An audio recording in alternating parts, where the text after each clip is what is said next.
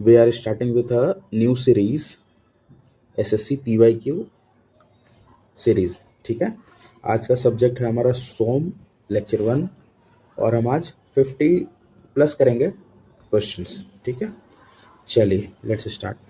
देखो, limiting value of Poisson's ratio. Poisson's ratio क्या होता है? Mu is equal to Poisson's ratio is, मान लिया कि एक बॉडी इस तरीके की थी, इस पर लोड लगा, इसकी टेंडेंसी होगी इस तरीके से हो जाने की। ठीक है, तो देखो इस डायरेक्शन में तो डेल्टा एल इंक्रीज हो गया, लेकिन इस डायरेक्शन में डेल्टा एल डिक्रीज हो गया ना। ठीक है, तो इसके नेचर के ऑपोजिट इधर का नेचर है, तो वही इस डायरेक्शन के स्ट्रेन को बोलते हैं लेटरल स्ट्रेन। लेटरल स्ट्रेन, ठीक है। जो भी ये पहले का लेंथ रहा होगा उसको मान लो एल टी बोल देते हैं और इसको एल एल बोल देते हैं। तो लेटरल स्ट्रेन निकल कर आ जाएगा minus of delta L T by L T divided by delta L L by L L. ये क्या है? ये आपका लॉन्गिट्यूडनल स्ट्रेन है और ये आपका लेटरल स्ट्रेन है। इन दोनों के रेशियो को बोलते हैं पॉइजन्स रेशियो। ठीक है, एक बात यहीं पे समझ लेना कि सिंस हमारा जो मटेरियल है, इस मटेरियल पे लगा ये फोर्स, तो इस डायरेक्शन में तो काफ़ी अमाउंट में आपका स्ट्रेन आया। इसको मेज़र कर सकते हैं अपन अलग अलग मीटर वगैरह से। ठीक है, पर ये वाला बहुत ही छोटे अमाउंट का है, इसको मेज़र कर पाना पॉसिबल नहीं है।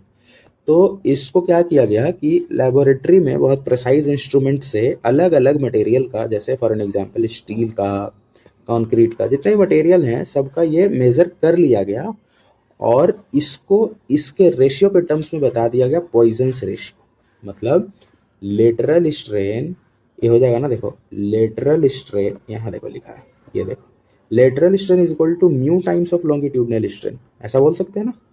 ये इधर गया तो mu times of longitudinal strain is equal to lateral strain. ठीक है, ये बात समझ में आ गई।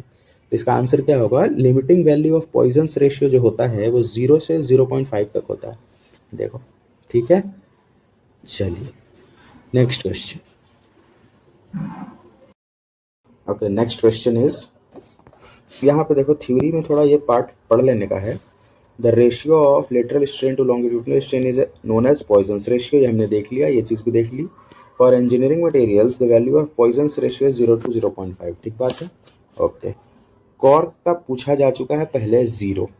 इसका मतलब क्या है कि देखो लेटरल स्ट्रेन आएगा ही नहीं। 0 का मतलब तो यही हुआ ना कि लेटरल स्ट्रेन 0 हो जाना। ठीक है, मतलब आप इसको, ये जो कॉर्क होता है ना इस तरीके का, जो इस तरीके के आपके बॉटल्स में फिट किया हुआ रहता है, जनरली वाइन वगैरह के बॉटल्स में, बिल्कुल एयर टाइट होने के लिए। ठीक है, ये कॉर्क है। इसमें क्या है कि जब आप इसको इधर से दबाते हो ना, तो ये लेटरली फैलता या घटता नहीं है। अगर ऐसा होता कि वो लेटरली भी फटता तो ये ग्लास टूट जाता। ठीक है, इसके वजह से ये क्यों ऐसा हो रहा है कि नहीं हो रहा है? क्योंकि इसका पॉइजन्स रेशियो 0 है। मतलब लेटरल स्ट्रेन 0 ही रह जा रहा है, आप लॉन्गिट्यूडनल स्ट्रेन भले ही दे दो। ठीक बात है, चलिए बात समझ आ गई। कॉन्क्रीट का ये वैल्यू है, स्टील का आपको याद करना है ये 0.2723। बस परफेक्टली इलास्टिक रबर 0.5, जितना इधर बढ़ेगा उतना ही इधर भी घटेगा। ठीक है, ठीक है, चलिए आगे। Proof resilience is the maximum energy stored at. Proof resilience जो होता है, आप जब ग्राफ बनाते हो ये पी डेल्टा कर्व, तो ये इलास्टिक लिमिट यहाँ तक होती है ना, उसके बाद यील्ड पॉइंट और ये अल्टीमेट, तो इस जगह तक जो एनर्जी स्टोर्ड है इसी को कहते हैं प्रूफ रेजिलियंस। ठीक है, आंसर हो जाएगा टू इलास्टिक लिमिट। देखो, ठीक है, चलिए नेक्स्ट क्वेश्चन। ये देखिए क्या लिखा है, proof resilience is defined as the maximum energy that can be absorbed up to the elastic limit. ये पॉइंट इंपॉर्टेंट है, इलास्टिक लिमिट। ठीक है, ये इंपॉर्टेंट पॉइंट है, elastic limit without creating a permanent distortion. ये तो स्ट्रेन एनर्जी का लिखा है, ये आगे क्वेश्चंस में आएगा।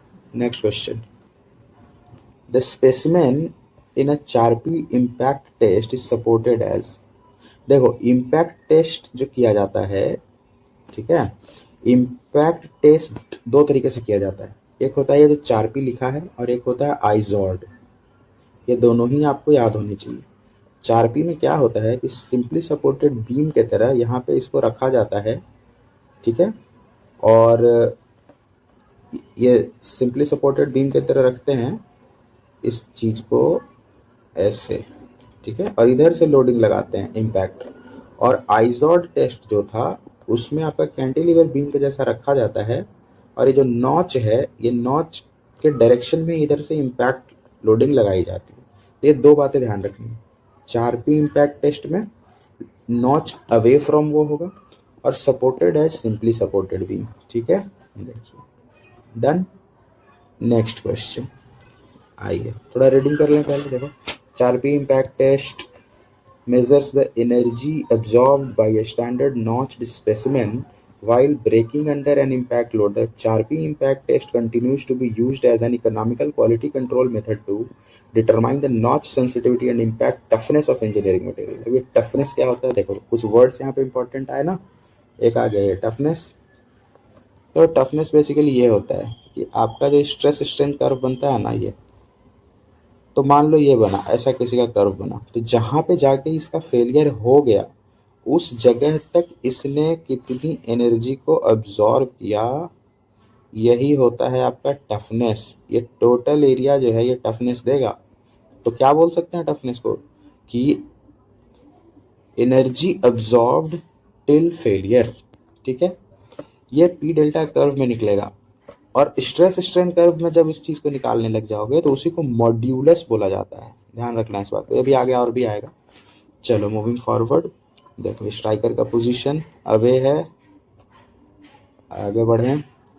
There is another way, Izod impact test. Izod में cantilever beam, while in 4P it is supported as simply supported beam, ठीक है।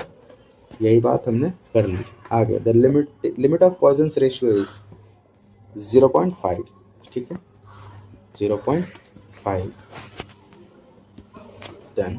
Next question, A square block is subjected to a state of simple shear. इस question पे मैं star mark कर रहा हूँ, इसको एज इट इज आपको याद करना है क्योंकि इसको सॉल्व करने जाओगे तो होगा नहीं।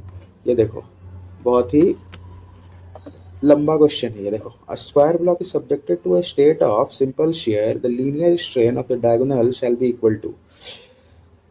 इसका आंसर एज इट इज आप याद रखो। यहाँ देखो इसको सोल्यूशन में लिखा गया है स्ट्रेन जितना आएगा वो शेयर बाय 2 आएगा। तो देख लो इसको याद रख लेना है कि हाफ द शेयर स्ट्रेन, इसको आपको याद करना है, इसमें आप दिमाग मत नहीं लगाओगे। चलो एग्जाम में आया, याद रहा, बना नहीं रहा कोई बात नहीं, इसको सोल्यूशन आप कर ही नहीं सकते एग्जाम में। देखो the relation between Young's modulus E and modulus of rigidity. चलो यहीं पे सारा इक्वेशंस लिख लेते हैं। एक था E is equal to 2G into 1 plus mu, एक होता है E equal to 3K into 1 minus 2 mu, एक होता है E equal to 9KG upon 3K plus G, ठीक है। ये था आपके इक्वेशंस। अब इसमें देखो E जो है आपका यंग्स मॉडुलस है, G शेयर मॉडुलस है, म्यू पॉइजन्स रेशियो है, K बल्क मॉडुलस है। चलिए हमारा क्वेश्चन क्या है, relation between E and rigidity modulus, मतलब शेयर मॉडुलस, मतलब G की बात कर रहा है। तो E equal to 2G into 1 plus mu, ये होगा आंसर, ठीक है। सी हो गया। आगे बढ़ते हैं, आगे बढ़े जब ये क्वेश्चन देखो। Next question, if P is the tensile stress in rectangular bar of length L, एक बार है इसका लेंथ L है with B and thickness D। अब इसका विड्थ B है, थिकनेस D है, ठीक है, ये B है इसका D है, कुछ ऐसा। The volumetric strain is given as, देखिए आपको वॉल्यूमेट्रिक स्ट्रेन पूछा। वॉल्यूमेट्रिक स्ट्रेन को हम ऐसा लिख सकते हैं, वॉल्यूमेट्रिक स्ट्रेन जो है वो होगा x डायरेक्शन में कितना स्ट्रेन आया, y डायरेक्शन में कितना स्ट्रेन आया, प्लस z डायरेक्शन में कितना स्ट्रेन आया। ऐसा लिखना सही है, बिल्कुल सही है। अब देखिए ये क्या होता है, हमें पता है stress is proportional to strain, मतलब stress is equal to Young's modulus into strain, ठीक है। Strain is equal to stress by Young's modulus लिख देंगे, इसी को यहाँ पुट करो। अब साइलेंट x मतलब x डायरेक्शन में जो स्ट्रेन है उस डायरेक्शन का स्ट्रेस बाई ई होगा, प्लस अभी हमने देखा था कि अगर हमें लेटरल स्ट्रेन लिखना है, देखो लेटरल स्ट्रेन लिखना था तो वो होता था mu times of longitudinal strain, अभी देखा था ऊपर में। यहाँ पे वही काम करेंगे कि अब क्योंकि ये ऑपोजिट डायरेक्शन का होगा तो माइनस म्यू इंटू, अब साइन वाई लिखेंगे मतलब सिग्मा वाई बाई ई, और सेम उसी तरीके से minus sigma Z by E into mu. ये करेंगे। अब इसको जब सॉल्व करेंगे तो निकल कर आएगा सिग्मा एक्स और सिग्मा वाई और सिग्मा जेड है, तो क्या लिखा है, P is the tensile stress in a rectangular bar. हाँ ठीक है, तो सिग्मा एक्स को हर जगह का जो सिग्मा है वो क्या है, पी बाई ए ही तो है, पी बाई ए, और क्रॉस सेक्शनल एरिया से भी है, तो ए को हटा दूं हर जगह से, सिग्मा की जगह पी लिख सकते हैं। तो देखो हर जगह सिग्मा की जगह पी रिप्लेस कर सकते हैं, तो पी बाई ई कॉमन आ गया, ब्रैकेट में क्या आया 1 और ये 2 म्यू, 1 माइनस 2 म्यू, ठीक है ओके। चलिए तो P into 1 minus 2 mu by, यही आंसर आ गया, डन। चलो देखो सोल्यूशन, सिंपल वही चीज लिखा, property of material by which it can be drawn into a smaller section by application of tension is called, किसी भी चीज को ऐसे टेंशन लगा के अगर इसका लेंथ इतना लंबा हो जाए, इसको क्या बोलते हैं, डक्टिलिटी बोलते हैं, ठीक है, तो इसका आंसर डक्टिलिटी। नेक्स्ट क्वेश्चन देखो, इसके साथ साथ में पढ़ लो, प्लास्टिसिटी क्या होता है, प्लास्टिसिटी क्या होता है, डक्टिलिटी क्या होता है, ये सब आपको रीडिंग लगाना है साथ में। देखो प्लास्टिसिटी वो होता है कि आपका परमानेंट डिफॉर्मेशन आ जाए, ठीक है। इलास्टिसिटी वो प्रॉपर्टी होती है अंडर विच मटेरियल जिसमें कुछ स्ट्रेचिंग आया है वो वापस अपना शेप को रीगेन कर ले। Plasticity just opposite to elasticity, permanent deformation. Ductility यही जो भी था मेजरमेंट, ये can be drawn into smaller section, या लंबा खींच के उसको लंबा कर सकते हैं।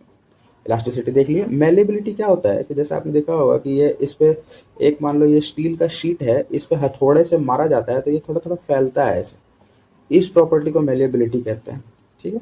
ये देखो इनटू थिन शीट, ये है वर्ड जो आपको पकड़ना है, converted into thin sheet, pressed और रोल्ड इनटू थिन शीट, ये मेलेबिलिटी है।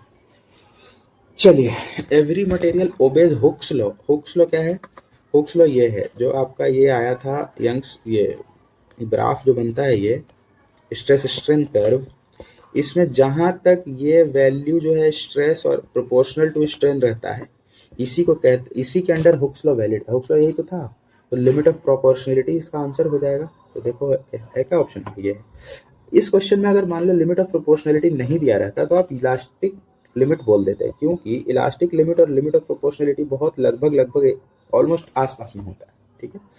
चलिए नेक्स्ट क्वेश्चन कह रहा है, in uniform bar, if a uniform bar is supported at one end in a vertical direction and loaded at bottom end by load equal to the weight of the bar and the strain energy as compare to that of the, ठीक है।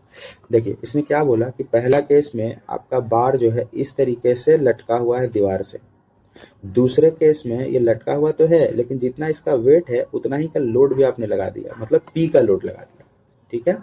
अब देखो कैसे इसको solve करना है। कह रहा है uniform bar is supported at one end in vertical direction and loaded at the bottom end by a load equal to the weight of the bar. Strain energy पहले क्या होता है ये समझो। स्ट्रेन एनर्जी होता है ग्रेजुअल लोडिंग के लिए इस तरीके का, ठीक है, मतलब हाफ पी इंटू डेल्टा, ठीक बात है। ये है आपका पी, ये है आपका डेल्टा। कहाँ तक होता है ये, हाफ पी इंटू डेल्टा, ये आपका स्ट्रेन एनर्जी का फॉर्मूला है, ठीक है। तो देखो फर्स्ट केस में जब ये खुद अपने आप ऐसे ही लटका हुआ है तो हमें पता है ना कि सेल्फ वेट के वजह से इस पे जो डेल्टा आता है वो क्या आता है, पी एल बाई 2AE, ठीक है। तो इसको मल्टीप्लाई करो, हाफ पी और डेल्टा की जगह पे लिखो पी एल बाई 2AE, कितना आ गया, P square L by 4AE आ गया ना, ठीक है। तो ये फर्स्ट केस का स्ट्रेन एनर्जी आ गया जब इतना है। तो मैं फर्स्ट केस का स्ट्रेन एनर्जी यहाँ पे लिख दूँ, U1 equal to P square L by 4AE। ये आ चुका है, ठीक है। नेक्स्ट केस U2 मतलब क्या, जब इस तरीके से लटका भी हुआ है और इस पे लोड भी लगा है, तो जब लोड लगता है तो डेल्टा क्या होता है, पी एल बाई ए ई। ये तो हमें पता है ना, तो बनाओ। अब टोटल डेल्टा क्या हो जाएगा सेकंड केस के लिए, केस 2 है, इसमें खुद के वेट के वजह से तो आ ही रहा होगा ये P square L by 4AE, और एक आ रहा होगा क्या, P L by A E half P into P L by A. ये होगा, मतलब क्या हो गया, ये वाला चीज क्या निकल के आया, P square L by 2AE। ये हुआ किसके वजह से, सेल्फ वेट के वजह से, और ये हुआ लोड के वजह से, जो हम लोग अभी निकाले ना पहला केस में। अब इन दोनों को जोड़ दो तो क्या आया, 4 और पी स्क्वायर एल और A E, P square L plus P square 2p square L, तो आ गया 3p square L by 4AE। ये से आ गया यहाँ से, ठीक है। सेकंड केस में जब आपका बार पे लोड भी लगा है, तो U2 इक्वल टू क्या आया,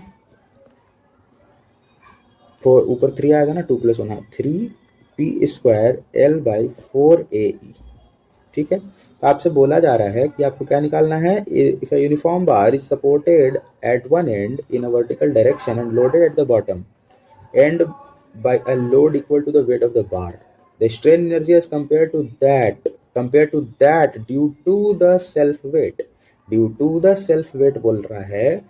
तो कंपैरिजन किसका करना है, आपका कंपैरिजन करना है आपको U2 बाई U1, ठीक है। Just wait a second.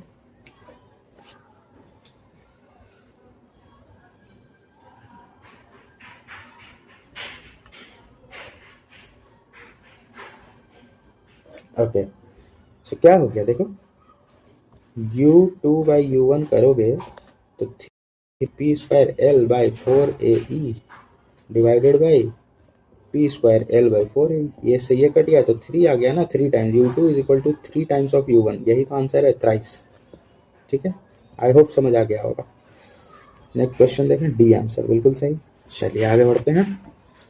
यही चीज लिखा गया है, सेल्फ वेट के वजह से डिफॉर्मेशन तो आपका डेल्टा आया, उसके वजह से U1 क्या आ जाएगा, energy equal to half P into delta gradual loading के लिए, और energy equal to P into delta for sudden loading. ये सडन लोडिंग के लिए होता है और ये ग्रेजुअल लोडिंग के लिए होता है। ये भी आगे आएगा। और भी strain energy due to self weight and applied load, ये इससे निकाले तो यही हमने निकाला था, ये 3 टाइम्स आ गया। चलिए आगे बढ़ते हैं।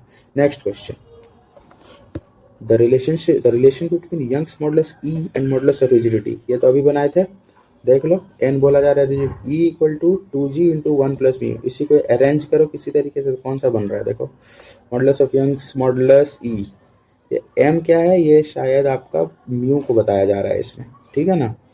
तो E is equal to 2g into 1 plus होना चाहिए, ई इक्वल टू 2g तक तो ये भी सही है, ये भी सही है, ये भी सही है, ये गलत है, डी तो कट गया, ठीक है। ई इक्वल टू 2g में तो ये फिट ही नहीं हो रहा है, और इंटू 1 प्लस यू, ये भी कट गया क्योंकि डिवाइडेड में है, और 1 प्लस म्यू होता है, यहाँ 1 माइनस है, ये प्लस है, ये 1 बाई एम ही म्यू है आपका, तो यही आपका आंसर होगा, ठीक है। इस तरीके से एलिमिनेट किया, देख लिया, थोड़ा सा अनयूजुअल सा दिया हुआ था ये सारा आपका ऑप्शंस, तो इसको इस तरीके से बनाया गया, ठीक है।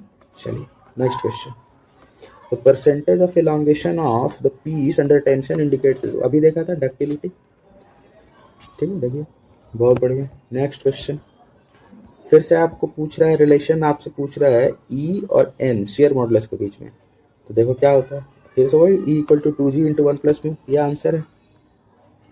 Done, let's move forward. Next question, question number 14, देखिए, the ratio between stress and strain is called. अब ये क्या बच्चों वाली बात है, देखो इस तरीके से जब भी स्ट्रेस स्ट्रेन आप बनाते हो, स्ट्रेस स्ट्रेन कर्व जब बनाते हो ना, ये स्ट्रेस है स्ट्रेन है, इस पे कर्व जब आपका ऐसा बनता है, कुछ भी बनता हो उसका मतलब नहीं है, जो बनता होगा ना, माइल्ड स्टील का बना रहे हैं, ठीक है, ये बनता है कर्व आपका। तो इसमें क्या बोल रहा है कि स्ट्रेस और स्ट्रेन के बीच, मतलब ये जो है ना, ये थीटा यही तो है आपका, देखो ये ट्रायंगल को पकड़ो, tan थीटा क्या हो जाएगा, stress by strain, theta is equal to stress by strain आया ना, इसी को बोलते हैं Young's modulus of elasticity, Young's modulus of elasticity. तो ये हो गया modulus of elasticity, answer done. चलिए अब देखिए, अगर आपने कर्व बना दिया होता यहाँ पे शियर स्ट्रेस का और यहाँ शियर स्ट्रेन का, तो जो ये थीटा निकल के आता उसको हम बोलते हैं शियर मॉडुलस, ठीक है, शियर मॉडुलस, ठीक है। अगर आपने कर्व बना दिया होता, चलो आगे बताऊंगा अब आगे, और भी जब ये क्वेश्चंस में आएगा। नेक्स्ट क्वेश्चन देख लो, यही चीज बता बोलने वाला था मैं, लिखा भी हुआ है। यंग्स मॉडुलस क्या है, normal stress by normal strain, bulk modulus volumetric by ये shear, Poisson's ratio lateral by, यही चार आपके प्रॉपर्टीज होते हैं किसी भी मटेरियल के अंदर। चलिए next question, limit of Poisson's ratio, कोई प्रॉब्लम नहीं, आगे बढ़ जाए। Ductility of which of the following is the maximum, देखिए डक्टिलिटी की बात हो रही है, तो डक्टिलिटी क्या होता है, थिन वायर्स में कन्वर्ट हो जाने का प्रॉपर्टी। और यहाँ पे देखो, सिंस ये स्टील है, आयरन आयरन आयरन, ठीक है, आयरन है, तो ये स्टील होता क्या, पहले ये समझो, ये होता है iron plus carbon, depending on carbon का परसेंटेज स्टील को अलग अलग तरीके से डिफाइन किया जाता है, ठीक है। तो देखो राउट आयरन का मतलब है कार्बन बहुत ही कम होना, सबसे कम 0.1% से भी कम, ठीक है। और खुद सोचो कि कार्बन जो होता है, एक कोयला को इमेजिन करो, कोयला वो ब्रिटल है या डक्टाइल है, बताओ, वो ब्रिटल है ना। तो जैसे जैसे कार्बन का कंटेंट बढ़ते जाता है ना, डक्टिलिटी घटते जाती है। तो वही बोला जा रहा है कि इसमें सबसे ज्यादा डक्टाइल कौन सा होगा, देखो डक्टिलिटी किसकी मैक्सिमम होगी, तो उसकी मैक्सिमम होगी जिसकी कार्बन कंटेंट सबसे कम होगी, वो राउट आयरन की सबसे कम होती है। ये राउट आयरन आंसर हो गया इसका। चलिए next question, strain energy stored in solid is given as, आपको पूछा जा रहा है आपसे कि स्ट्रेन एनर्जी जो है वो किस तरीके से आप डिफाइन करते हो। तो देखो मैंने आपको बोला था ना कि जब भी आप पी डेल्टा कर्व में बात कर रहे होगे, ठीक है, तो P इंटू डेल्टा यही आपका होगा strain energy, sorry half P into delta, ठीक है, ठीक है। जब आप इसमें बात कर रहे होगे स्ट्रेस स्ट्रेन कर्व में, तो आपका ये जो एरिया देगा, ये देगा strain energy per unit volume. तो एरिया क्या आएगा, ये एरिया क्या आएगा, ये आएगा हाफ सिग्मा इंटू ये, ठीक है। तो स्ट्रेन एनर्जी क्या हुआ, ये वॉल्यूम इधर जाकर मल्टीप्लाई होगा, तो बोल सकते हैं 0.5 into stress into strain into volume, तो ये निकल कर आ गया डी। चलिए नेक्स्ट क्वेश्चन, फिर से आपसे वही क्वेश्चन पूछा गया, ई और जी के बीच में equal to 2g into 1 plus mu, देखने की जरूरत भी नहीं है, आगे बढ़ते हैं। नेक्स्ट क्वेश्चन है ये, modulus of elasticity of steel, इसमें देखो कुछ सिखा देता हूँ। देखो ये जो मेगा पास्कल है, पास्कल होता है न्यूटन पर मीटर स्क्वायर, ठीक है, ठीक है। किलो पास्कल जैसे ही करोगे तो क्या हो जाएगा, किलो पास्कल अगर होना है तो उसको हम कह सकते हैं कि 10⁻³ पास्कल को ही किलो पास्कल बोला जाता है। मेगा पास्कल मतलब 10⁻⁶ को बोला जाता है, और गीगा पास्कल इसके आगे होता है गीगा पास्कल, ये होता है 10⁹ पास्कल, ठीक है। चलिए अब यहाँ देखिए, एक चीज और आपको इसमें मिलते रहेगी, हर समय कंफ्यूजन, कि न्यूटन पर मीटर स्क्वायर तो आपका पास्कल है, लेकिन न्यूटन पर mm² लिख दिया तो यही आपका मेगा पास्कल हो जाएगा। देखो ये क्यों होता है समझो, ये मीटर को mm में कन्वर्ट करो तो न्यूटन बाई 1 कितना करेंगे बताओ, 100 सेंटीमीटर, अब ये 1000 सेंटीमीटर का स्क्वायर, mm का स्क्वायर ऐसे लिख दो तो चलेगा। अब ये 1000 का स्क्वायर करूंगा तो 10⁶ आ जाएगी, और 10⁶ ही तो मेगा पास्कल था। न्यूटन पर mm² मतलब डायरेक्टली मेगा पास्कल समझ लिया करो आप। अब देखो जो यंग्स मॉडुलस ऑफ इलास्टिसिटी होता है वो 200 गीगा पास्कल होता है, इसी चीज को हम लिख सकते हैं, देखो 200 गीगा पास्कल मतलब क्या हुआ 200 इंटू 10⁹ पास्कल मतलब 200 इंटू, यहाँ देखो ये जो 2 इंटू 10⁵ लिखा हुआ है ना, तो देखो 2 इंटू 10⁵ लिख दिए। और मेगा का मतलब क्या होता है 10⁻, ये जो मेगा है इसको मैं लिखूं 10⁻6, ठीक है। तो यहाँ से देखो 10, यहाँ से क्या आ रहा है 2 इंटू 10⁻11 आया था 200 गीगा पास्कल, और यहाँ भी आ रहा है 6×5=11 2 इंटू 10⁻11। तो या तो आप 2 इंटू 10⁵ मेगा पास्कल बोलो या 200 गीगा पास्कल बोलो, एक ही बात है। तो इसका आंसर ये हो जाएगा, ठीक है। आगे बढ़ते हैं, नेक्स्ट क्वेश्चन। फिर से वही E और G के बीच में रिलेशन, पॉइजन्स रेशियो V दिया है, तो E equal to 2G into 1 plus mu, E equal to 2G into 1 plus mu दिख रहा है, ये आंसर हो गया, देख लो, ठीक है। आगे बढ़े, नेक्स्ट क्वेश्चन देखिए, the maximum numerical value of Poisson's ratio, फिर से वही बात आ गई। Next question, identify the error statement mild steel से रिलेटेड। देखो माइल्ड स्टील का जो कर्व बनता था वो ऐसा बनता था, स्ट्रेस स्ट्रेन कर्व, ठीक है। ये फेलियर है, कितने परसेंट पे जाके फेल होता था 23% के आसपास फेल हो जाता था, इतना ज्यादा इसका डक्टिलिटी था। कह रहा है 2 यील्ड पॉइंट, सही बात है, ये अपर यील्ड पॉइंट ये लोअर यील्ड पॉइंट, हमें अपर यील्ड पॉइंट से मतलब रहता है, सॉरी लोअर यील्ड पॉइंट से मतलब रहता है, हम इसी को FY बोलते हैं, yield strength. Is a ductile material, देखो माइल्ड स्टील जो है डक्टाइल मटेरियल है, हाँ बिल्कुल है। माइल्ड स्टील जो है small percent elongation at failure, बिल्कुल गलत बात है। देखो 23% हो रहा है, मतलब क्या 1 मीटर का स्टील को आप खींचोगे तो ये 1.23 मीटर होगा, उसके बाद जाके टूटेगा, ऐसे नहीं टूटेगा, खींचते रहेगा खींचते रहेगा। तो ये स्टेटमेंट तो गलत है, इसका आंसर सी होगा। चलिए डन। चलिए स्ट्रेन हार्डनिंग शो करता है, हाँ करता है, ये वाला जोन स्ट्रेन हार्डनिंग का जोन है, ठीक है। नेक्स्ट क्वेश्चन 23 देखिए, the modulus of elasticity of steel is more than that of concrete, ये बिल्कुल सही बात है। देखो इलास्टिसिटी से ये मतलब नहीं समझना कि कौन ज्यादा खींच रहा है कौन कम खींच रहा है, ऐसा नहीं समझना। समझना ये कि स्ट्रेस और स्ट्रेन कर्व के बीच का ये एंगल जो है ये मॉडुलस ऑफ इलास्टिसिटी है, ठीक है। तो देखो जैसे जैसे स्ट्रेस की तरफ ग्राफ बढ़ेगा, मतलब ऐसे हो गया, देखो इतना ही स्ट्रेन लाने के लिए, इतना स्ट्रेन लाने के लिए, इस अमाउंट का स्ट्रेन लाने के लिए इस मटेरियल में मात्र इतना ही लोड लगाना पड़ा, मतलब स्ट्रेस लगाना पड़ा। लेकिन एक दूसरा मटेरियल है जिसका थीटा ज्यादा है, और मैंने अभी आपको बताया था थीटा मतलब यंग्स मॉडुलस ऑफ इलास्टिसिटी है ना, इलास्टिसिटी मॉडुलस। तो जिसका थीटा बड़ा है मतलब उसका इलास्टिसिटी मॉडुलस बड़ा है, मतलब उसमें स्ट्रेस ज्यादा आ रहा है, मतलब उसका स्ट्रेंथ ज्यादा है। तो जो मजबूत चीज है उसका स्ट्रेंथ ज्यादा है, वो ज्यादा लोड अपने अंदर बियर कर सकता है, ठीक है। चलिए तो इससे क्या मतलब आया, यंग्स मॉडुलस ऑफ इलास्टिसिटी जो होगा वो ज्यादा आएगा ना, मोर इलास्टिक देन कंक्रीट। चलिए ठीक है डन। आगे बढ़े, तो बढ़ते हैं। देखिए अब यहाँ से कुछ चीजें देख लो। मॉडुलस ऑफ इलास्टिसिटी जो होता है ये 5000 रूट एफ सी का या आरसीसी का पार्ट है, ये आगे आएगा। चलो, the working stress of material is expected to B.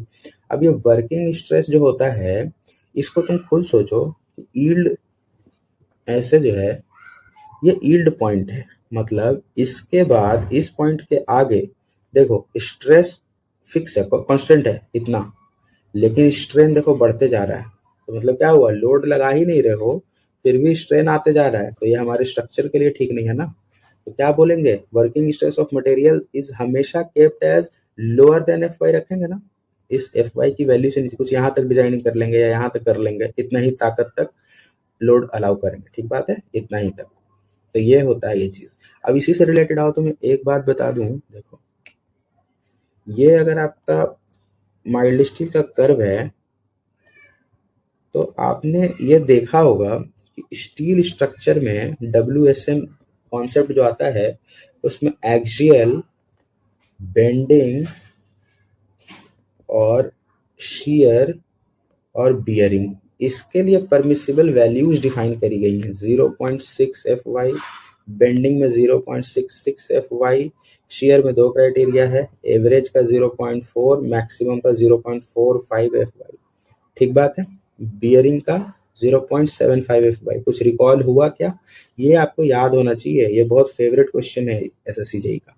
तो देखो ये सबकी वैल्यू देखो FY से कम रखी गई है ना, ये FY है 60%, ये 50% ऑफ FY हो गया। तो आपका एक्सियल में आप इतना तक लोडिंग अलाउ करोगे, बेंडिंग में इतना तक लोडिंग अलाउ करोगे, शेयर में तो और कम किया हुआ है, यहाँ बियरिंग में आप कुछ यहाँ तक लेकर जा रहे हो। तो ये होता है कि working stress of material is expected to be less than yield stress. Equal to yield stress तो गलत है, यील्डिंग होने लगेगा, लेस देन यील्ड स्ट्रेस, देखो सी होना चाहिए, बिल्कुल सही आ गया। चलो आगे बढ़ते हैं। मटेरियल इज कॉल्ड डक्टाइल, ये फिर से वही क्वेश्चन आ गया। अगर उसको has long plastic elongation range. Done. Next question, Poisson's ratio is defined, फिर से वही क्वेश्चन आ गया, lateral by longitudinal. B. Done. Next question, ratio of normal stress to volumetric stress strain, ये आपका बल्क मॉडुलस होता है। देखो यंग्स मॉडुलस होता है, फिर आपका होता है, ये होता है normal stress by normal strain, ठीक है, नॉर्मल। जी होता है shear stress by shear strain, ठीक है। फिर आपका आता है के, ये होता है volumetric stress by volumetric strain. और एक होता है म्यू, ये होता है lateral strain by longitudinal strain. ये चार चीज ही आपको इंपॉर्टेंट है, आपको याद रखना। तो रेशियो ऑफ नॉर्मल ये तो हो गया आपका ये बल्क मॉडुलस, देखो done. Next question, modulus of rigidity is expressed as, ये मॉडुलस ऑफ रिजिडिटी वही है, shear stress by shear strain. Done. Next question, next question आगे बढ़े। देखो reaction at support A, reaction निकालना है कहाँ पे, इस सपोर्ट पे रिएक्शन निकालने बोल रहा है। तो क्या इस सपोर्ट पे रिएक्शन निकालना है, तो देखना जरा कि ये एक फोर्स है, कुछ फोर्स यहाँ पे रहा होगा, सपोर्ट रिएक्शन एट ए निकालना है, ठीक है। कुछ यहाँ पे एक फोर्स रहा होगा, कुछ यहाँ पे एक सपोर्ट रिएक्शन फोर्स रहा होगा, क्योंकि ये हिंज्ड है ना, ये हिंज्ड है, तो एक ऐसे भी रहा होगा, एक ऐसे भी रहा होगा। अब देखो क्या है, मैं कर रहा हूँ क्या कि summation of moment about B is equal to 0 कर रहा हूँ। तो देखो एक फोर्स तो ये है, इस लाइन ऑफ फोर्स से कितने डिस्टेंस पे अपना पॉइंट बी है, 100 × 100। डायरेक्शन क्या होगा, इस फोर्स के वजह से यहाँ पे मोमेंट ऐसा होगा, देखो ये डायरेक्शन है, ये ऐसे है, तो ये ऐसे घुमाएगा ना, ऐसे, ठीक है। तो मैं लिख दूं summation of moment about B के लिए 20 किलो न्यूटन इंटू 200, इसका डायरेक्शन ऐसे वाला आ गया, ठीक है। तो इसको अपोज करने के लिए ऑब्वियस बात है ना कि ये ऐसे घुमा रहा है, तो यहाँ पे ऐसा फोर्स होना चाहिए जो इसको इस तरफ से घुमाए, तो बी आपका बैलेंस रहेगा, ठीक है।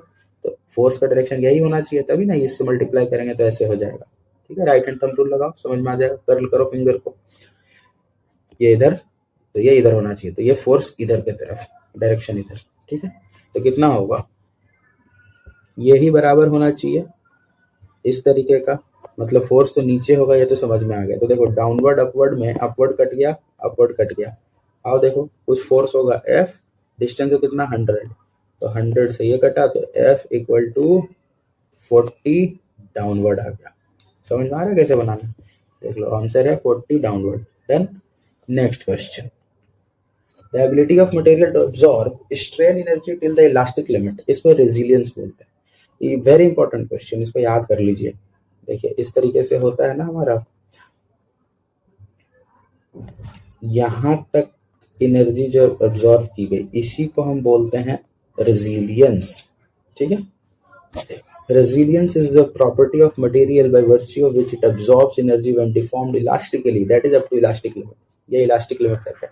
Upon unloading releases this energy, ये सारी एनर्जी रिलीज हो जाएगी जैसे ही लोड हटाओगे, इलास्टिक रेंज के अंदर में हो रहा है ना ये चीज, ठीक है। ये क्वेश्चन भी हो गया। Next question, out of the following which is least elastic, elastic सबसे कम रबर होता है। देखो रबर और आयरन, ये रबर इलास्टिक नहीं होता है, इसका आंसर देख लो पहले, ठीक बात है। चलो रबर इलास्टिक क्यों नहीं होता ये समझना, देख के तो लगता है कि रबर बहुत इलास्टिक है, लेकिन रबर इलास्टिक क्यों नहीं? देखो इलास्टिक मतलब क्या होता है, मॉडुलस ऑफ इलास्टिसिटी हम लोगों ने जो देखा वो क्या देखा, देखो एक ये मटेरियल है, एक ये मटेरियल है, इसका थीटा इतना, इसका थीटा इतना ज्यादा, ठीक है। तो बताओ कि ज्यादा मॉडुलस ऑफ इलास्टिसिटी की है, 1 की या 2 की, ज्यादा किसकी है? ऑब्वियस है ना, theta 2 is greater than theta 1, मतलब मॉडुलस ऑफ इलास्टिसिटी इसका ज्यादा है, E2 is greater than E1, है ना। तो वैसा मटेरियल का इलास्टिसिटी ज्यादा माना जाता है जो ज्यादा लोड ले खींचने में। देखो मतलब इतने अमाउंट तक खींचने के लिए, देखो ये अमाउंट है ना स्ट्रेन का, ये स्ट्रेन होता है, ये स्ट्रेस होता है, तो इतना स्ट्रेन लाने के लिए आपको रबर में बहुत ही कम फोर्स लगाना पड़ा, बस इतना फोर्स लगाना पड़ा, लेकिन स्टील में इतना ही लाने के लिए इतना फोर्स लगाना पड़ा, तो ये ज्यादा इलास्टिक, ठीक है। नेक्स्ट क्वेश्चन, हमने देखा था, a bar L meter long and having its area of cross section A is subjected to gradually applied tensile load, gradually applied load लगाया गया है। तो हमने देखा था ना, ग्रेजुअली अप्लाइड लोड में जो स्ट्रेन एनर्जी की वैल्यू थी वो थी हाफ पी इंटू डेल्टा, और डेल्टा ग्रेजुअली अप्लाइड लोड में क्या आता था, पी एल बाई ए ई, वहां से क्या आया, पी स्क्वायर एल बाई 2 ए, तो पी स्क्वायर एल बाई 2 ए, यही तो आंसर हो गया 32 का बी, ये हमने ऊपर में भी देखा था, तो 32 का बी, ये रहा बी, डन। नेक्स्ट क्वेश्चन, आइए, हुक्स लॉ कहाँ तक वैलिड है, अभी हम लोग बात कर चुके हैं, प्रोपोर्शनलिटी लिमिट तक है, ये आंसर है इसका, देख लो, ठीक है। Next question, for a beam carrying a uniformly distributed load the strain energy will be maximum in the case of beam. देखो ज्यादा एनर्जी किस में होगी, तुम सोचो कि ये प्रॉप्ड कैंटिलीवर है, ये इस तरीके का फिक्स्ड एट बोथ एंड्स है, ऐसे कैंटिलीवर, ऐसे सिंपली सपोर्टेड, ऐसे, बताओ इस पर लोडिंग लगाएं, सब पे बराबर लोडिंग, तो ये कुछ ऐसे करके डिफॉर्म होगा, ठीक है ना, सॉरी ये एक लोडिंग है ना, तो हाँ ऐसे होगा डिफॉर्म, ये ऐसे होगा डिफॉर्म, ये ऐसे होगा, और ये ऐसे होगा, ठीक है।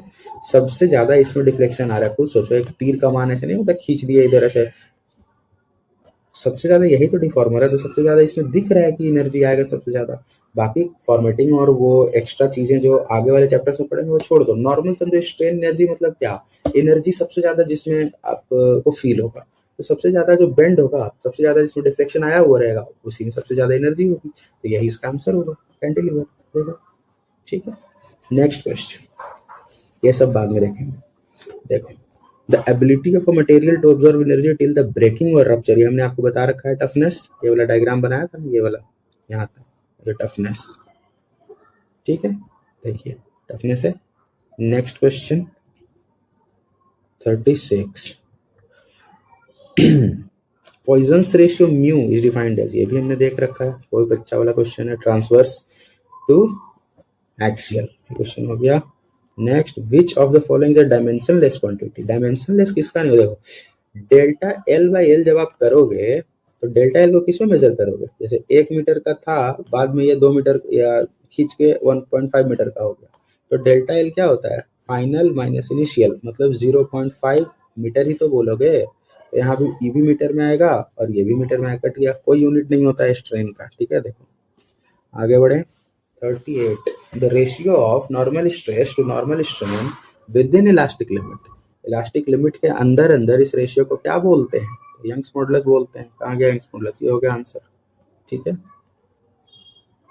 आगे बढ़े, चलिए, the property of material by which it gets permanent deformation under load which is not recovered after removal of load is called, the property of material by which it gets permanent deformation, permanent plasticity के वजह से आता है permanent deformation, हमने ऊपर अभी देखा था। चलिए next question, linear force deformation relation is obtained in materials, linear force deformation relation किस में आएगा, ऑब्वियसली उसमें आएगा जिसमें हुक्स लॉ वैलिड हो रहा है, ठीक है। 40 का सी, ये देखो सी है, 40 का C. Next question, the property of material by which it can be beaten or rolled into plates, अगर ये वायर होता तो डक्टिलिटी होता, प्लेट है तो आंसर मेलिएबिलिटी है। Next question, Poisson's ratio is defined as lateral strain to linear strain. चलिए next question क्या बोल रहा है, strain energy due to sudden axial load. देखो अगर आपका सडन एक्सियल लोड है, एक तो ऐसा बनता है, ये हो जाता है हाफ पी इंटू डेल्टा, एक बनता है आपका ऐसा जब सडन लोडिंग होता है, तो ये क्या बन जाता है पी इंटू डेल्टा। तो आपका सडन लोडिंग मतलब ये सी वाला बात कर रहा है, पी इंटू डेल्टा। ठीक है, देखिए आगे बढ़े तो देखिए वही सब डायग्राम बना हुआ है। Total number of elastic constants in an isotropic material. पहले ये समझो आइसोट्रॉपिक मटेरियल होता क्या है। आइसोट्रॉपिक वो मटेरियल होता है, कोई एक मटेरियल जिसका किसी भी एक पॉइंट को पकड़ो तो इसके चारों तरफ जो इसका प्रॉपर्टी है ना वो सेम रहेगा। किसी भी पॉइंट पे पकड़ो, इस पॉइंट पे भी पकड़ लो तो इधर इधर इधर इधर सब प्रॉपर्टी सेम रहेगी, इसको आइसोट्रॉपिक बोलते हैं। ऑर्थोट्रॉपिक एक मटेरियल होता है जिसमें तीन परपेंडिकुलर डायरेक्शन में तीन अलग अलग प्रॉपर्टी रहेगी, ये ऑर्थोट्रॉपिक होता है। ठीक है, और एक होता है आपका एनाइसोट्रॉपिक जिसमें कि किसी भी डायरेक्शन में कोई प्रॉपर्टी सेम नहीं रहेगी ऐसे। एक होता है होमोजीनियस जिसमें क्या होगा कि किसी एक पर्टिकुलर डायरेक्शन में किसी भी पॉइंट पे देख लो प्रॉपर्टी सेम रहेगी, तो ये होता है होमोजीनियस, ये ऑर्थोट्रॉपिक, या आइसोट्रॉपिक, या एनाइसोट्रॉपिक। ठीक बात है। अब कह रहा है कि आइसोट्रॉपिक मटेरियल में total number of elastic constant कितने होते हैं। अभी ऊपर हम लोग देख रहे थे ई जी म्यू के, ये चारों होते हैं, तो चार होते हैं। ठीक है, लेकिन इनमें से क्योंकि जो हमारा फार्मूलाज वगैरह ना equal to 2g into 1 plus mu वगैरह वगैरह, उससे रिलेट करके इसमें से दो ऐसा होता है जो दूसरे के टर्म्स में लिखा जा सकता है, तो इंडिपेंडेंट इलास्टिक कांस्टेंट दो होता है। ये आगे वाले क्वेश्चंस में आएगा। चलिए यहाँ देखो लिखा भी है number of independent elastic constant, isotropic में 2, ऑर्थोट्रॉपिक में 9। कैसे याद रखोगे, ओ है ना ऐसे बना दो 9, अब नहीं भूलो। एन आइसोट्रॉपिक में 21। ठीक है, चलिए ये याद रख लेना। नेक्स्ट क्वेश्चन, क्रीप क्या होता है मटेरियल का। क्रीप वो डिफॉर्मेशन होता है जैसे ये बीम बना, इस पे तुमने अपना कुछ लोडिंग लगा के छोड़ दिया इसको, बाय द टाइम में धीरे धीरे धीरे धीरे थोड़ा सा डिफ्लेक्ट हो जाएगा। ये जो जितना डिफ्लेक्ट हुआ ना इसी को कहते हैं क्रीप। तो क्या होगा, continued deformation with time under sustained loading. तो ये आंसर हो गया इसका। ठीक है, चलिए next question, which of the following is relatively ductile material. Ductile material मतलब क्या होता है, माइल्ड स्टील। ठीक है, हाई कार्बन, देखो कार्बन जैसे जैसे बढ़ेगा वैसे वैसे डक्टिलिटी जो है क्या होती है, घटती है। तो ये तो होगा नहीं, हाई कार्बन है। ब्रॉन्ज, कास्ट आयरन भी नहीं होगा, इसमें तो आयरन है सिर्फ, इसमें है नहीं। तो माइल्ड स्टील एक अच्छा डक्टाइल मटेरियल है। ठीक है, next question 47, Brinell hardness test में जो टाइप ऑफ इंडेंटर होता है, हार्डनेस टेस्ट देखो क्या होता है, ऐसे करके तुम जिसका हार्डनेस टेस्ट करना है ना उसको यहाँ पे ऐसे रखते हैं और ये स्टील का बॉल इस पर रख के लोडिंग लगाया जाता है, तो इस पे कितना इंडेंटेशन आया ये मेजर किया जाता है। तो ये जो है ये स्टील बॉल होता है, हार्ड स्टील बॉल। देखो अरे hard steel ball, sorry hard steel phone है, ये गलत ऐसे नहीं, यही गलतियां नहीं करनी है एग्जाम में, हार्ड स्टील बॉल। ओके, चलिए next question 48, the intensity of direct longitudinal stress. इसमें देखो समझने वाला क्वेश्चन है। Intensity of direct longitudinal stress in the cross section at any point. ये देखो थोड़ा एक फोटो बनाता हूँ, समझना उससे। देखो ये तुम्हारा बीम है, अगर ये हमारा बीम है, इस पे जब आप लोडिंग करते हो इस तरीके से तो क्या होता है कि आपका बीम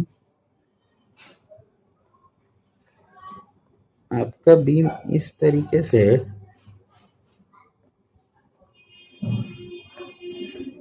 ठीक है ना, इस तरीके से ऐसे करके आपका डिफ्लेक्ट हो जाता है।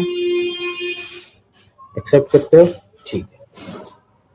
तो देखो ये जो डिफ्लेक्शन हुआ है ये प्योर बेंडिंग की वजह से हुआ है। उसके लिए जो इक्वेशन हम डिराइव करते थे m/i equal to sigma by y is equal to E/r, ये डिराइव करते थे। चलो ये यहाँ लिखा हुआ है, रहने देते, ये लिखा हुआ है। अब ये सब है क्या क्या, तो देखो m तो मोमेंट है, जो मोमेंट आया। i तो इसका BD/12 हो जाएगा क्योंकि ये देखो ये है, ठीक है, मोमेंट ऑफ इनर्शिया। ये है आपका स्ट्रेस जो इस पर लगेगा। ये y और r क्या है, E तो यंग्स मॉडुलस है। देखो ये जो आपका कर्वेचर बन रहा है ना, ये किसी न किसी एक बड़े सर्कल का ऐसे पार्ट होगा ना, समझ पाए।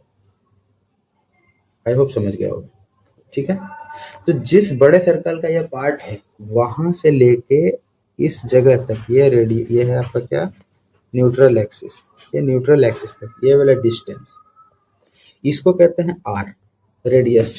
ठीक है, और ये वाई क्या है, ये वाई ये है, देखो ऐसे बना ना, ऐसे। तो ये न्यूट्रल एक्सिस है। न्यूट्रल एक्सिस से कितना ऊपर, मतलब ये जो आपका न्यूट्रल एक्सिस है ना, ये न्यूट्रल एक्सिस जो है ये, इससे ये डिस्टेंस पे कोई फाइबर होगा एक। ठीक है, मान लिया कि ये फाइबर पे हमें निकालना है बेंडिंग स्ट्रेस इस फाइबर पे, तो ये कितना डिस्टेंस पे है न्यूट्रल एक्सिस से, यही होता है वाई।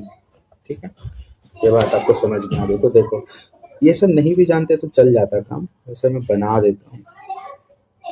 देखो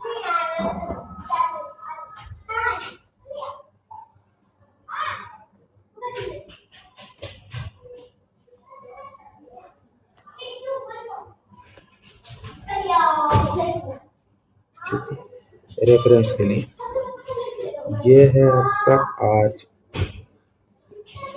अब देखो क्वेश्चन क्या था हमारा, intensity of direct longitudinal stress in the cross section at any point at distance r from the neutral axis. Neutral axis से r डिस्टेंस पे जो आएगा तो वो कैसे प्रोपोर्शनल होगा, तो देखो m by I is equal to sigma by r था ना। ठीक है, तो ये r इधर जाएगा तो sigma is proportional to r आ गया, तो यही तो आंसर हो गया, प्रोपोर्शनल टू r। ठीक है, देखो डन। चलिए next question 49, which of the following material is expected to have least Young's modulus। मतलब ये एकदम इतना कम, मतलब बहुत आराम से वो फैल सकता है, बहुत आराम से वो ऐसे मूव हो सकता है। तो देखो ग्लास तो मूव होता नहीं है, कॉपर जल्दी मूव होता नहीं है, एल्यूमिनियम होता है, ये होगा। डन, कंपैरेटिवली यही सबसे इजीली हो जाएगा। चलो consider the following factors, large number of loading cycles, large variation in stresses. अच्छा फटीग फेलियर से रिलेटेड बात कर रहा है, और तुम्हें कुछ फटीग फेलियर से एक, चलो स्टील में बताएंगे। यहाँ देखो फटीग फेलियर होता क्या है, ये होता क्या है कि जब रिपीटेड लोडिंग लगाते हैं ना, उस केस में आता है। अब मुझे तुम्हें एक बात बताना, एक क्वेश्चन है, कंसेप्चुअल क्वेश्चन है। देखो जब हम माइल्ड स्टील का ये ग्राफ बना रहे थे, ये जो ग्राफ बना रहे थे माइल्ड स्टील का, तो इस केस में आपकी लोडिंग जो लगी थी वो कौन सी थी, ग्रेजुअल थी या सडन लोडिंग थी, बताओ। लोडिंग ग्रेजुअल थी ना, ग्रेजुअल लोडिंग लगी थी। लेकिन जब हम स्ट्रक्चर बनाते हैं, स्ट्रक्चर टेस्ट के समय में जो लोडिंग हम टेस्ट किए वो ग्रेजुअल लोडिंग थी। इसके वजह से हम स्ट्रेंथ निकाले एफ वाई और एफ यू, इस कंडीशन के लिए निकला। लेकिन जब हम एक्चुअल स्ट्रक्चर बनाएंगे, एक्चुअल स्ट्रक्चर मान लो ब्रिज बना दिया, ब्रिज में ये वाला माइल्ड स्टील यूज कर लिया जिसका ये ग्राफ बना हुआ ना स्ट्रेस स्ट्रेन, इस माइल्ड स्टील को ले जाके हम ब्रिज के कंपोनेंट्स बना दिए। अब ब्रिज के ऊपर तो डायनामिक लोडिंग आना है या रिपीटेटिव लोडिंग आना है, डायनामिक नहीं रिपीटेटिव बोलो, रिपीटेटिव लोडिंग आना है। तो उस केस में क्या सेम स्ट्रेंथ मान के डिजाइन कर देना सही है, क्योंकि हमने टेस्ट तो अलग तरीके से किया है, अलग लोडिंग पे, अलग टाइप की लोडिंग पे, और एक्चुअल स्ट्रक्चर में तो लोडिंग अलग टाइप की आ रही है, तो ये तो गड़बड़ हो गया है कि नहीं। तो वही करा जाता है, इसी को कहा जाता है कि एक ऐसा साइकिल ऑफ लोडिंग होगा, इतने सफिशिएंट नंबर ऑफ, ये जो एफ वाई आया ना, ये एफ वाई का स्ट्रेंथ, इससे नीचे एक सफिशिएंट वैल्यू होगी एफ वाई से, मान लो कि वो आती है 0.78 पे आती है, जो स्टील के लिए एक्चुअली में होता है, मैं वही लिख रहा हूँ। इस लोड, इस स्ट्रेंथ के नीचे का, इससे नीचे का कोई भी स्ट्रेस लगाते रहो, कितने भी मल्टीपल नंबर ऑफ टाइम्स लगाते रहो, तो क्या होगा कि फेलियर नहीं आएगा फटीग की वजह से। ठीक है, ये कॉन्सेप्ट था। अब आओ आगे, एक इससे रिलेटेड एक क्वेश्चन है, कमेंट सेक्शन में बताना कि जितना भी हमने WSM में ये 0.6 FY, 0.66 FY, 0.75 FY ये सारा लिया था, ये वैल्यू 0.78 FY से कम है, क्यों कम है ये बताना लिखकर। चलो ये क्या है, फटीग फेलियर से क्या क्या रिलेट करता है, तो देखो large number of loading cycle सही है, ठीक है, लार्ज वेरिएशन इन स्ट्रेस सही बात है, लार्ज स्ट्रेस कंस्ट्रेंट ये भी सही है, तीनों सही है, ए बी सी। ठीक है, चलिए तो 50 क्वेश्चन कंप्लीट हो जाते हैं और आज के लिए इतना ही।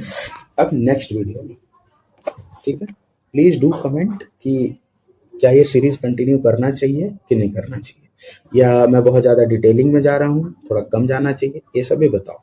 Okay, bye bye, have a nice day.